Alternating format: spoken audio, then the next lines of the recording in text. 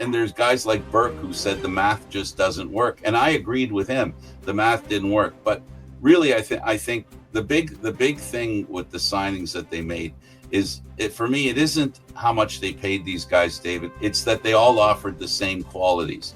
There wasn't a balance in the big contracts. You know, they didn't have a really good number one defenseman back there that they were paying really good money.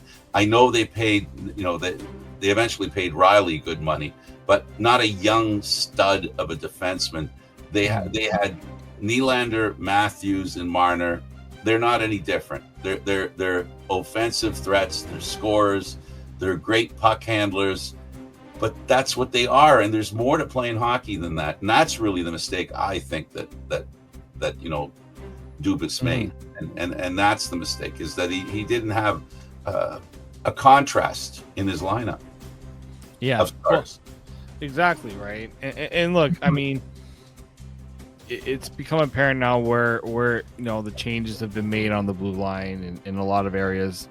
It's the emphasis of getting some different elements on this team, and so he was asked about a couple of other things. Obviously, the Mike Babcock tenure. Yeah, that seemed like a backhanded apology almost, didn't it? It seemed like it was not that he was back and going backwards, but he seemed really nice about Babcock. Yeah, he said like the reason why this team was able to make the playoffs as quick as they did, he brought accountability, the detail, the work ethic. We know Mike Babcock had that resume. It's just the other stuff that didn't really work out. And he even said like it was kind of clear the group wasn't taking the next step with him. We have to try to find another voice to push us ahead in both the regular season and the playoffs. And that led to the decision to have Sheldon Keefe come aboard. But the big one, and kind of rehashing we're talking about rehashing old wounds. He brought up the Mitch Marner Babcock list. The Marner list. Sorry, where Marner basically was asked to do that work ethic list, and essentially they said, "Well, what'd you know about it?" He's like, "I didn't hear about it until you guys heard about it." He was the assistant GM, and the other assistant GM at the time, Brandon Pridham, none of them knew it happened because Lou Lamoriello dealt with it, and Lou.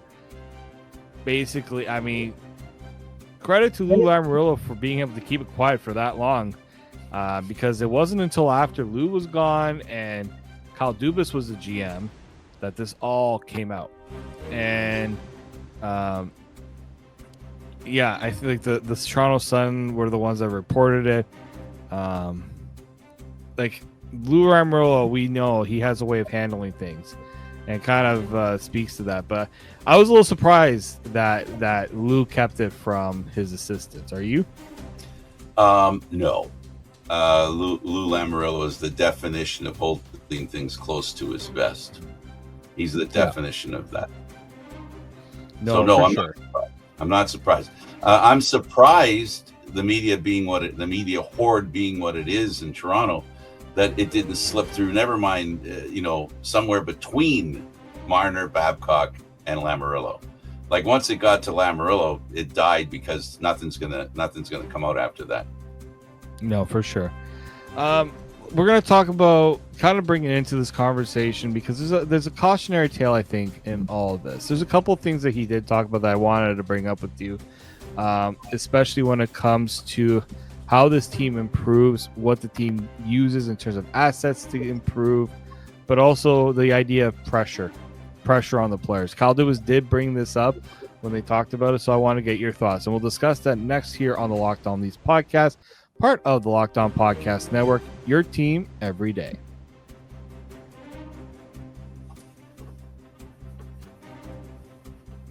Thank you all for sticking with us here on the Locked On Leafs podcast. David Morsuti, and joining me today, obviously, is my friend Frank Stanishi.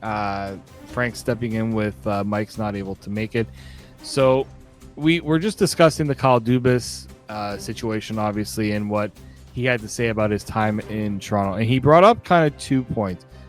I want to talk about first the point about the Mason Marchment deal, because obviously, at the time, Mason Marchment was nowhere near the complete player that he was, when he joined the Panthers. I'm just trying to remember exactly how old both players were at the time. I'm pretty sure Dennis Malgin. So Malgin was actually younger by a year. He was 23, and Marchment was 24. Now we also have to remember Marchment wasn't a drafted player. There wasn't really. He had to kind of work his way up a bit more. So it's not like the Leafs went with an older player. They just went with somebody who they felt just had more. They brought he was going to bring more offense to the lineup. But what it kind of shows too is the cautionary tale of abandoning a player in their development before they become a finished product. And I wanted to bring that up today because there's been a lot of talk about how the Leafs can improve, what they can use to improve. We know that this Leafs team does not have many top draft picks available. I think they have going into next year, into the 2026 draft, they don't have a first round pick. We know that. They don't have a pick in 2026 in this year, or in 2027 they do not have a first round pick. They don't have a second round pick in 2026 either. So obviously if the Leafs want to potentially make a deal to improve the team, well, guess whose name has been brought up quite often? Easton Cowan, right? He is their top prospect. He's the guy that maybe teams are like, you know what? Now he's getting a lot closer to the NHL. Maybe there's something, valuable to him, right? Maybe a little more value than a draft pick. Although some teams just prefer getting the draft pick, but the Leafs don't have that really to offer unless they want to start dipping into 2028 and 2029. And those are tougher draft picks to trade because teams prefer the closer, right? The scouts have kind of determined what picks that they want to use. But the cautionary tale, Frank, and I want to ask you this is, if somebody were to tell you today that the Leafs should consider trading Easton Cowan if they want to, at some point this year, to improve the top six, what are your thoughts about that? The biggest thing that I don't like about predictable needs that a team has, going out looking for players that it basically broadcast around the league that they want. You're trading from a weak position, which means you're going to give up more than you should.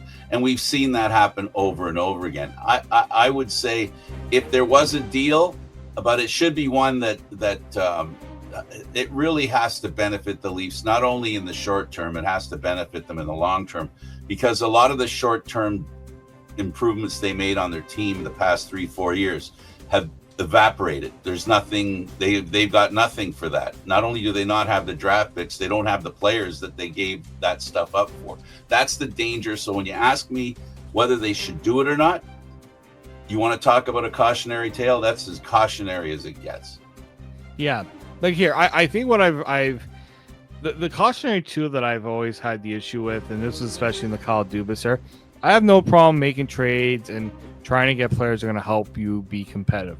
No issue with that. Draft picks don't always work out. We've seen it with the Leafs. Unfortunately, the drafting record hasn't been stellar. So you go and you get a Dakota Joshua. Well, yeah, you pay. There's got a bit of a higher cap, but you pay a fourth round pick, for him. You got him for 2 more years because he's not a free agent until 2028. Michelli fits the same category. Michelli, he's in the final year of his deal, but he's an RFA, so you control his rights, and you only gave up a 3rd round pick for him. I can understand that. A guy that people are thinking is going to start on the first line, if you can imagine. Yeah, top 6-4 for a 3rd round pick. I would do that, right? And when you think about what the Leafs have given up from their own system, right? Okay, you gave up a Fraser Minton. That's a young prospect, right? That you saw as one of among your top. I think at the time probably would have considered him a top 5 prospect when they traded him. You got Brandon Carlo, but you have Brandon Carlo for 2 more years. You didn't give it up for a 30 and up defenseman.